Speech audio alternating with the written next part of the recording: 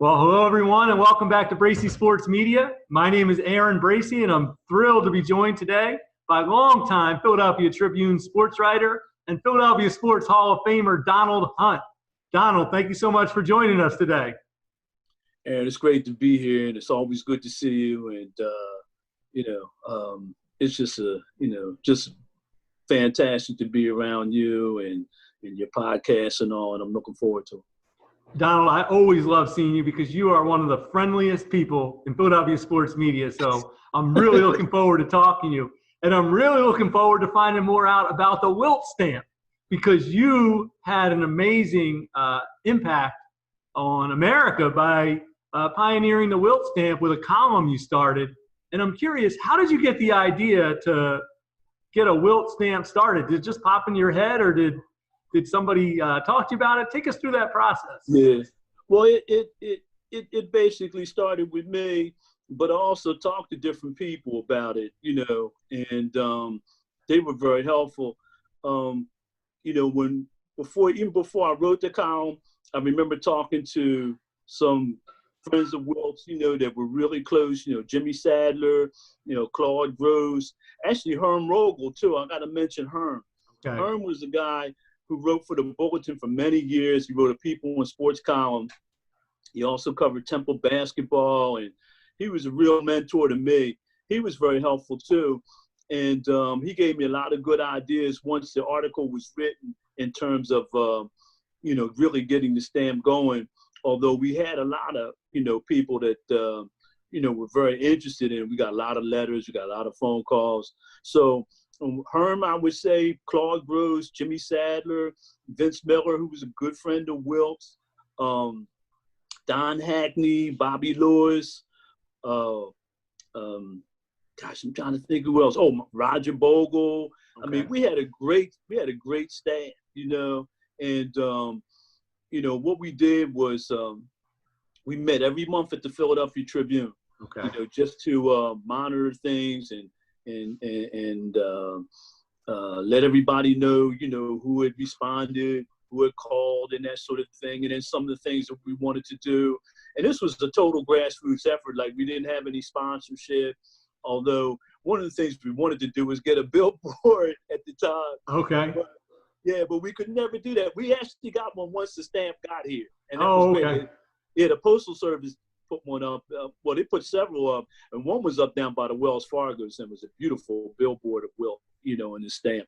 So, but we had a 100-point game luncheon over at the First District Plaza, and Billy Cunningham and John Chaney were our hosts, and that was a great experience and a great time. A lot of people came out and signed petitions and had lunch, and then, talked about their experiences with Wilt. Remember when he was in high school, college, or what have you. And then I guess it started in 2008. I want to say like 2010, around in between 2010 and 2011, we heard from the Postal Service saying that he was under consideration. Okay. So we all got excited. We got really excited at that point.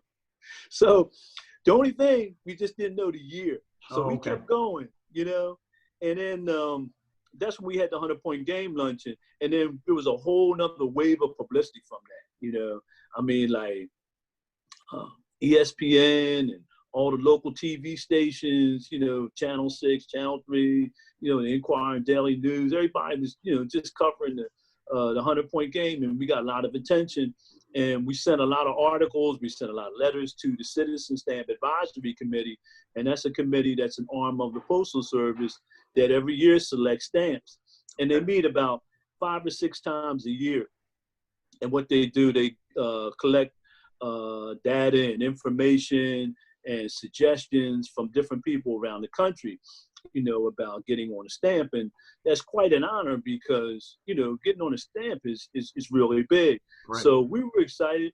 And about another year after that, we found out that Wilt was going to be on the stamp, and we were really excited. Now, we didn't know he was going to get 2 stamps. That was a big surprise, But, I mean, it was really, really exciting. And we had another luncheon over at First District Plaza, and Mike Banham from St. Joe's, who played with the Sixers and played in the NBA, Matter of fact, Mike was inducted with me in the Philadelphia Sports Hall of Fame. Yeah, great guy, and just so many people came out. Wiley Jones was there, Ollie Johnson. I mean, a guy, Joe Rucklet, that played with Will. Harvey Pollack was there. Okay. Harvey was great. Oh. Harvey was fantastic. The man who took the picture. That's right. He did. And wrote the story. And we were so happy to have Harvey because Harvey had a whole section of his book. Like, he has a statistical book that he put out every year on Will, Okay. And he gave me one of the greatest quotes of all time when I was interviewing people about Will. He said that, I've been in the NBA longer than any other employee. Right. I've seen every player play with the exception of a few that were on like 10-day contracts. And he said, Will Chamberlain was the greatest player I've ever seen. Wow. So I wrote that down. That was awesome. So we had a big ceremony, and the ceremony was really great. Wilt's sisters were there. Okay. And then a guy named Maurice Rice was there. And Maurice played Maurice from Strawberry Mansion. Yeah, the score lord, Right. So he was there. And that made me feel really good because we also tried to get the young people involved. Right. And when I saw Maurice, I said, boy, Maurice, we've come full circle now. Because, see, Maurice broke his high school record. Right. Now, Maurice had an extra year, to play. But still, it was a great accomplishment breaking Wilt's record. So he was there, and we were really excited. Gene Banks came. I mean, Stan Hockman was around then, and Stan came. Stan loved it. He had a great time. NBA TV was there. Let me see. Several politicians were there. And I tell you what was great. The University of Kansas came. Oh, wow. Wilt's alma mater. Wilt's alma mater, right. They came. And, boy, they had a great time, and it was just a wonderful event. And then later that evening, we all went down to the Sixers game, and the Sixers honored Wilt at halftime with the stamp. They had an unveiling, and they sold the stamps at the game. And I must have had about, 20,000 or something. They were all gone by the time we left the arena. So it was a wonderful experience. And, since then, I know Roger Bogle and we talk about almost every day, every other day. I mean, because it was such an accomplishment. Right. Absolutely. When you start something like that, you're excited about it, but you never know where it's going to go, But we talked to the Postal Service and everything. I mean, it was really, really great, And then there was so many people that came to that lunch. I remember Fran Dunphy came, and we were so happy for him because, during basketball season, people were really busy, particularly coaches. And he had a game, I think, the next day. And he stopped by anyway because he wanted to see everybody, So that was great, And with just so many people at the luncheon and then later at the game. And it was just a wonderful experience, something that, I'll never forget about. It's certainly one of the highlights of my career, Well, that's one of the biggest impacts you've had. But you have an impact every day, especially in the African-American community, all the different things that you cover. I don't know if that any sports writer covers more sports than you in different levels. I mean, you're at a high school game one day, you might be at a Phillies game the next day, an NBA game. Yep. How do you do it, Donald? How do you do all that? And do you enjoy one more than the other? Like, do you enjoy the high school or the college or the pro? I enjoy everything, Aaron. I really do.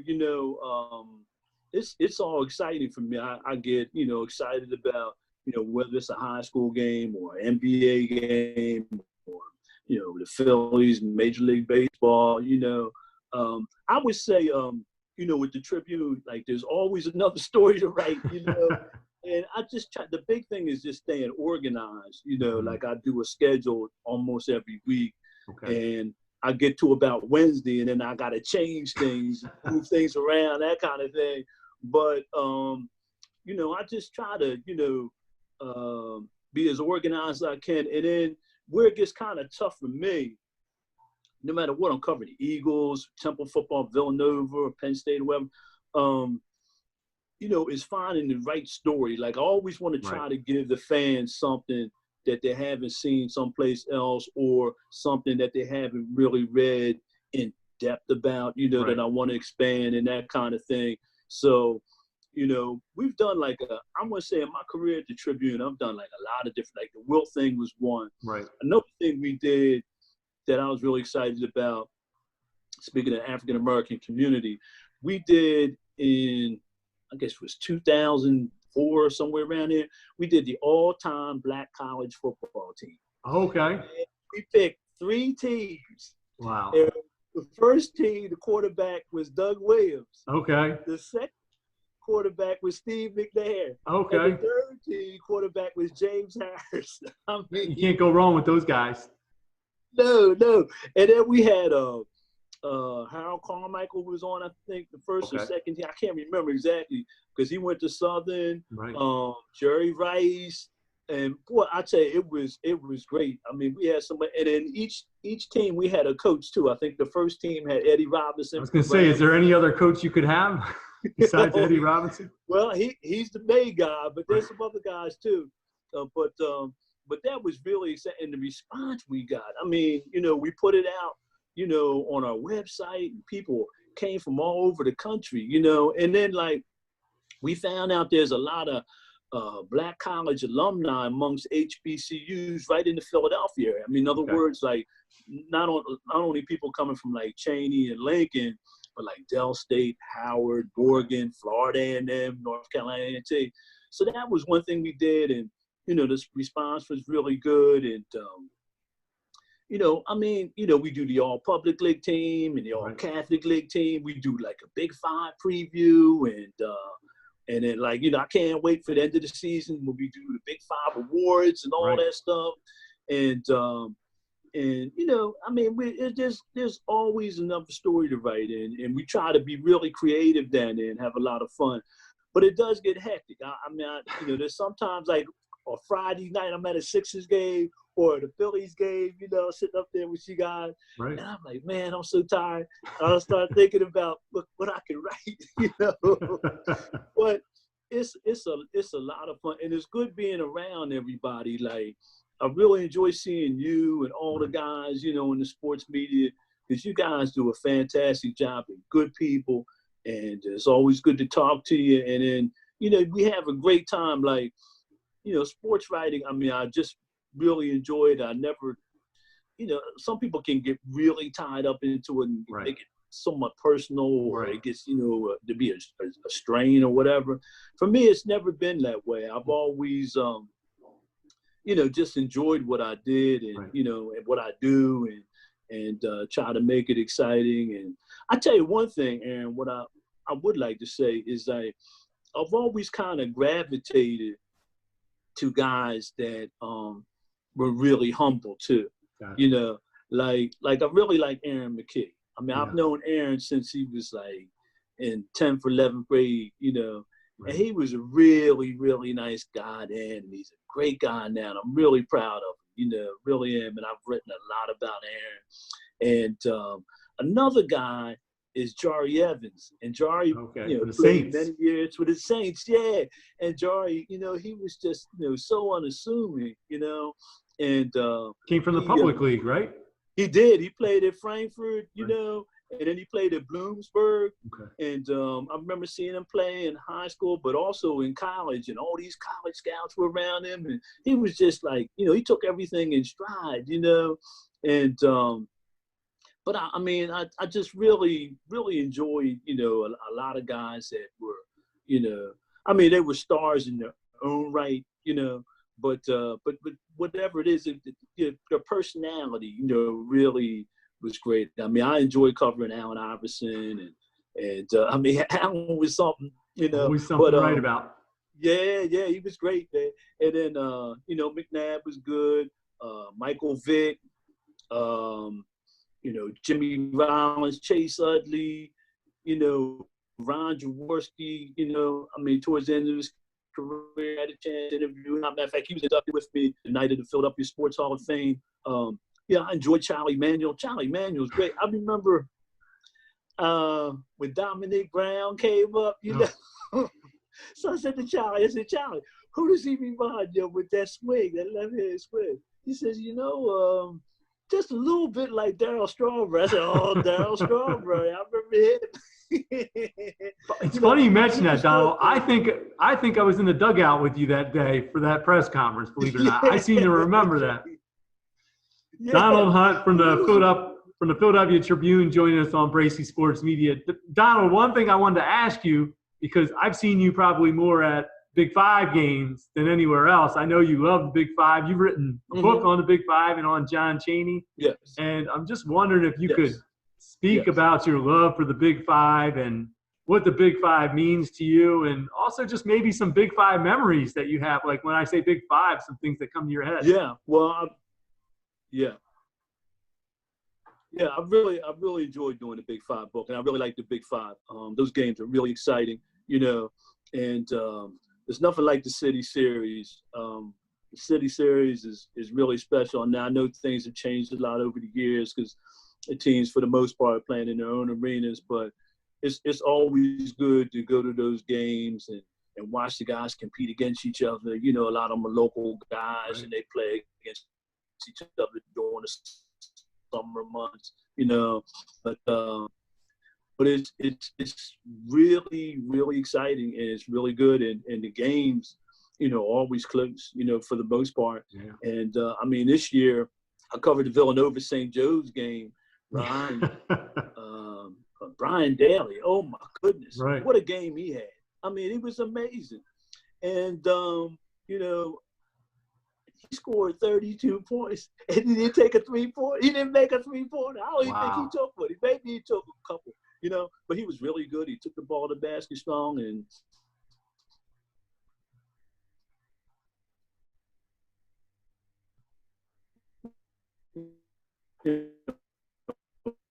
Brian was great. And then he's like shooting with his left hand, his right hand is going this way and that way. You could see that he had the NBA potential right there.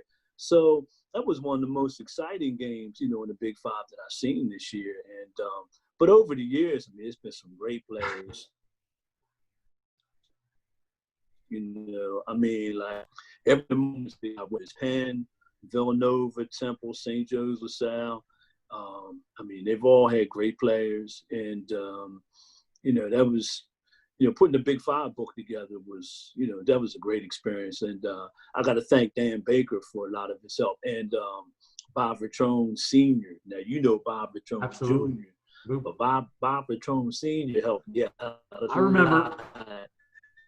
And it was terrific working with those guys on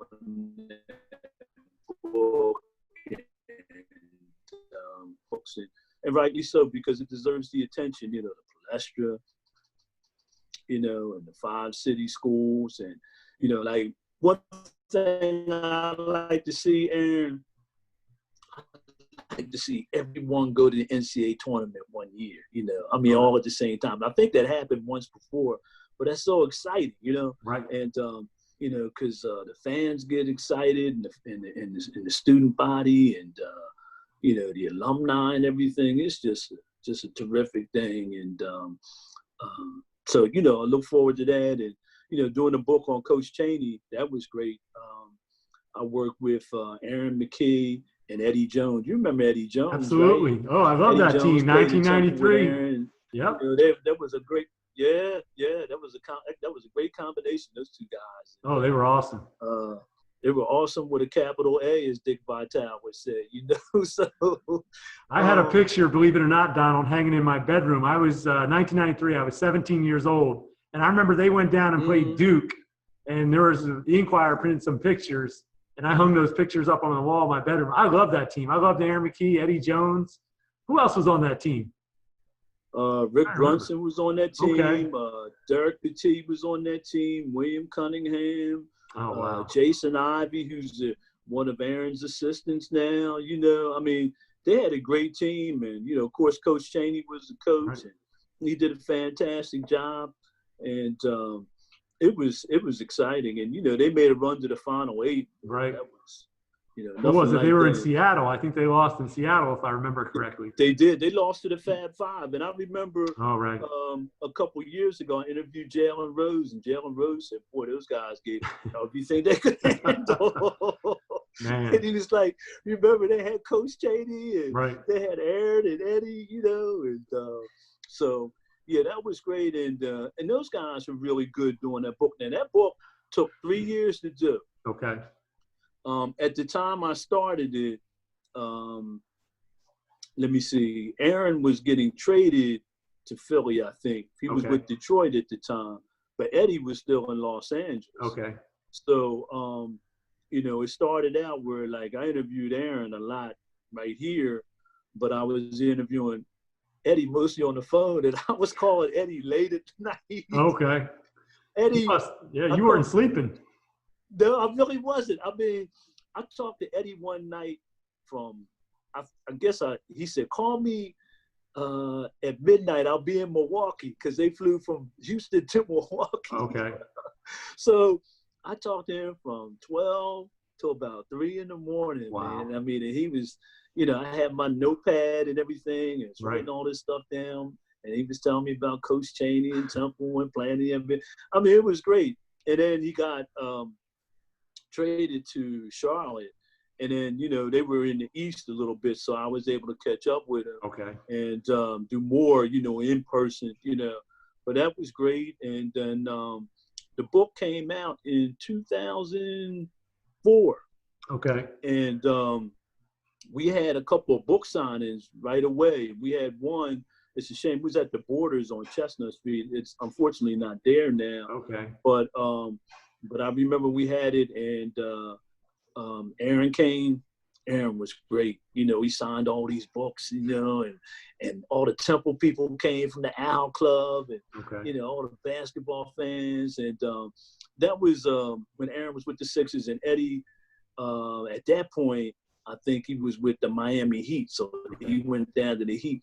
But he was supposed to join us at the book signing, but unfortunately that night it rained, and his plane was circling, and he didn't, But once he landed and he got to his hotel room, people brought the book over to where they were. I don't know how they figured out where the Heat was, but they did. He ended up signing some. So, and then about 2 days later, went up to Temple. At the Barnes & Noble up there, and Coach Cheney and I signed some books, and they had like 250 people up there, wow. And they sold out. I think they sold every book that they had at the store, and Coach Cheney was great. I mean, he was terrific. He sat there and signed them and told stories, and he was great. So that was a really, really good experience. And I talked to so many people, that knew Aaron and Eddie, Coach Ellerby, and all these folks. And, that was another highlight there. Well, that was great. Donald, Donald Hunt from the Philadelphia Tribune is joining us here on Bracy Sports Media. Donald, before we have to let you go, our time comes up. But before that, you were inducted into the Philadelphia Sports Hall of Fame in 2017, and what a great honor for you, and deserved honor. And I'm just wondering, and you're such a humble man, so I know you don't like to talk about yourself in that light, but what did that mean to you, and maybe especially the people that helped you get there? Yeah, well, it meant a lot, and from so many standpoints. First of all, it was quite an honor, and you hear people say that a lot, but I mean, it really was for me, because I got into this business never thinking that I was going to win awards or get honored like that. But it was a lot for my family. I had my wife and kids there. My brother came. My aunts and uncles were there. A lot of people that I grew up with was there. And it was just a wonderful experience. And then, I think it was great for a lot of people that helped me, like Herm Rogel, who helped me out a lot, and then other people that I was inspired by. I mean, I'm the first African American sports writer to be inducted into the Philadelphia Sports Hall of Fame, and the following year, Claire Smith went in. Okay. And Claire's a really good friend of mine. It's a really nice person. But that in and of itself was big, and I think it was big for the paper too. The Tribune, we're the oldest continuously published African-American newspaper. And, I got up and spoke, and, it was just great. Like, I try to remember all the people that helped me out. And the other thing too, like, I remember when I first started, reading a lot of sports sections and everything. These were a couple sports writers like Sam Lacey and Wendell Smith, and they both wrote for black newspapers too. Like Sam Lacey wrote for the Baltimore Afro-American, and Wendell Smith wrote for the Pittsburgh Courier. And I don't know if you had a chance to see Jackie Robinson's movie 42. Yes, absolutely. But in there was Wendell Smith. Okay. Yeah, right. Wow. And that guy was, he's in the Hall of Fame. He's in the Baseball Hall of Fame, and I always admired them because those guys were real trailblazers. Right. So it was a great honor, Yeah, and then the people I went in with, Randall Cunningham was in the class. Okay. Mike Bannum, Ron Jaworski. It's pretty good company. And it's great company. Ray Scott, Bob Boone went in that night. Renee Portland went in. Okay. There was somebody else that went in. She used to work for ESPN. She works for HBO now. I can't think of her name. Mary? No, I'm trying to think. No. Not the tennis lady. No, not the tennis lady. No, she covered football too. Okay. Susie Colbert? No, not Susie. Susie went in 2 years. Because she's Philadelphia. Last year. Yeah, she's great too. Yeah. She didn't go in with me, but she went in the Philadelphia Sports Hall of Fame. It's a great, they do a great job. Right. They do a really good job. I mean, the dinner is really nice. It's packed. There's a lot of people there. There's so many great people that have gone in, and and then they have different displays there. Okay. Pat Williams is the host. He's really good. I mean, it's just I was just really honored, because like I said, I never thought that I would get anything like that. So. Well, Donald, I really appreciate you taking some time today. Donald is not only a great sports writer for the Philadelphia Tribune, but Donald, I think you're just a top-notch person, always just friendly, kind, and always positive, always nice things to say whenever I see you.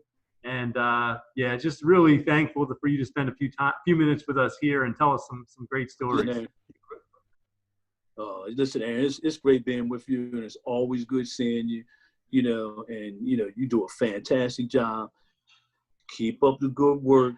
I'm reading you. You're doing great, man. I mean, seriously, we got a lot of great sports fighters this town.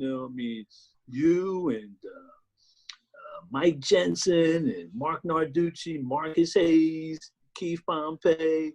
I mean, the list goes on and on. Jack McCafferty, Bob Groats, all these guys, man, they're really good people. And then, at the Tribune, Darryl Bell, he does some fantastic stuff. So, I think that, the sports writing community is very strong.